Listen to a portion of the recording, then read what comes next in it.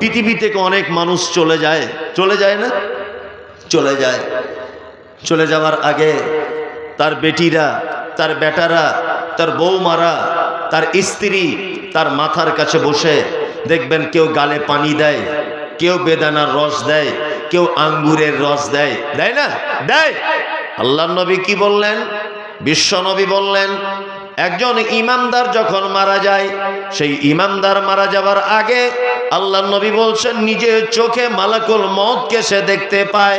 শুধু দেখতে পায় তাই নয়, একটা বাচ্চা ছেলে যেমন মায়ের কোলে যেমন ঘুমিয়ে যায়, ঠিক তোই রকম ভাবে একজন ইমানদার মায়ের কোলে ঘুমানোর মতো শিশুর মতো করে পৃথিবী ছেড়ে চলে যায়। কেউ জানতে পারে না। সে শুয়ে থাকে, তার স্ত্রী বসে থাকে, তার বেটা বসে থাকে, তার বেটি বসে থাকে, কেউ বুঝতে পারে না লোকটা কেমন করে চলে গেল।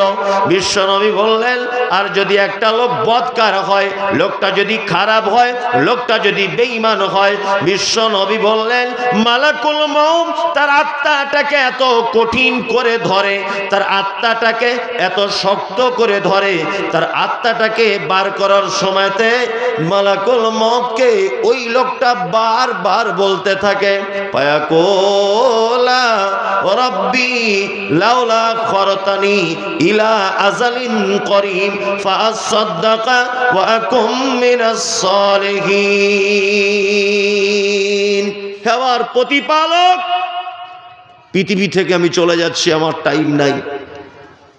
পৃথিবী থেকে আমি চলে যাচ্ছি, আমার টাইম নাই। আমি মারা যাব কিছুক্ষণের মধ্যে। আল্লাহ তুমি আমাকে একটা সুযোগ দাও। কি সুযোগ? ফায়াকুলা ও রব্বি লাউলা খরতানি ইলা আজালিন করিব ফাআসাদদাকা ওয়া আকুম মিনাস সালিহিন। আল্লাহ আমাকে একটু টাইম দাও, আমি গিয়ে কিছু দান করে আসি, আর ভালো মানুষদের অন্তর্ভুক্ত হয়ে তবে তোমার কাছে আসব। 500 টাকা একজন দিলেন, আর একজন 100 টাকা দিলেন। আল্লাহুম্মা সাল্লি আলাইহি আল্লাহুম্মা বারিক আলাই। আল্লাহ যারা দিয়েছে তুমি তাদের দানগুলোকে গ্রহণ করো, যারা দিতে পারেননি আপনারাও দেওয়ার চেষ্টা করুন, কারণ হয়তো আপনার এই সময় আগামী দিনে আর নাও আসতে পারে। গত বছরে জলসা হয়েছিল এখানে, দেখুন আপনি তাকিয়ে, এই 1 বছরে কত মানুষ মারা গেল। তারা হয়তো ভেবেছিল আগামী বছরে জলসাতে দেব, আপনি এখন হয়তো ভাবছেন যে আগামী বছরে জলসাতে দেব, তাই না? আপনি হয়তো আর সুযোগ পাবেন না। ওই জন্যে সুযোগ থাকতে থাকতে সুযোগকে কাজে লাগান। পবিত্র আল কোরআনে আমওয়ালকুম ওয়া আনফুসাকুম, আল্লাহ সব জায়গাতে মালকে আগে নিয়ে এসেছেন, তারপরে নিজের জীবনকে নিয়ে এসেছেন। যুদ্ধের ময়দানের জন্য যদি আপনাকে তৈরি হতে বলা হয়, প্রথমে আপনাকে মাল দিয়ে তৈরি করতে হবে, তারপরে আপনার জীবন দেবেন, তার আগে নয়। কারণ মাল ছাড়া কখনো ইসলামের বিজয় আসা সম্ভব নয়। মাল ক্ষয় করতে হবে। আর আল্লাহ সুবহানাহু ওয়া তাআলা পবিত্র আল কোরআনে যে আয়াতের শব্দ ব্যবহার করেছেন, আমিম্মা রাযাকনাহুম ইনফিকুন, আল্লাহ তো মোমেনদের টাকা চাইছে না। আল্লাহ কি বলছেন? আল্লাহ বলছে তোমাদেরকে যে রুজি আমি দিয়েছি, যে রুজি আমি দিয়েছি, তোমরা ওই রুজি থেকে আমার রাস্তায় কিছু খরচা করো। যারা যুবক ছেলেরা বসে আছেন, বাইরে ঘাটে কাজ করেন, শ্রমিকের কাজ করেন, লেবারের কাজ করেন, ঠিকাদারি করেন, দিল্লি বোম্বাই যারা কাজবাজ করতে যান, আপনারা পারলে 500-1000 টাকা দিতে পারেন। পারেন না? পারেন, অবশ্যই আপনারা পারেন। আপনারা দিবেন। 2 জন ভাই পাশাপাশি বসেছিল, ওরা 2 জন দিয়েছে 500 করে। আল্লাহুম্মা সাল্লি আলাইহি আল্লাহুম্মা বারিক আলাই। নবী মুহাম্মদ সাল্লাল্লাহু আলাইহি ওয়াসাল্লামের ছোট্ট একটা হাদিস আপনাদের সামনে পেশ করা যাক, দেখুন হাদিসটা কেমন লাগে। হাদিস বর্ণনা করেছেন কে? নাম হলো তার আম্মা জান আয়েশা। আয়েশা কে? না হযরতে আবু বকরের বেটি। মায়ের নাম ছিল উম্মে হানি, হাদিসের পরিভাষাতে আয়েশাকে বলা হয় মুহাদ্দিসা। শুধু এখানেই ক্ষান্ত নয়, বিশ্ব নবী যত মেয়েকে বিবাহ করেছেন, একটা কুমারী মেয়েকে বিবাহ করেছিলেন, নাম হলো তার আয়েশা। শুধু এখানেই ক্ষান্ত নয়, হাদিসের পরিভাষাতে আয়েশাকে বলা হয় মুহাদ্দিসা। শুধু এখানেই ক্ষান্ত নয়, বিশ্ব নবী বলেন, আমি অন্যান্য বিবিদের বিছানায় শুয়ে থাকলে আমার কাছে কোরআন অবতীর্ণ হয় না, কিন্তু আয়েশা এত ভাগ্যবতী নারী, আমি আয়েশার বিছানায় শুয়ে থাকলে আমার কাছে কোরআন অবতীর্ণ হয়। এত ভাগ্যবতী নারী।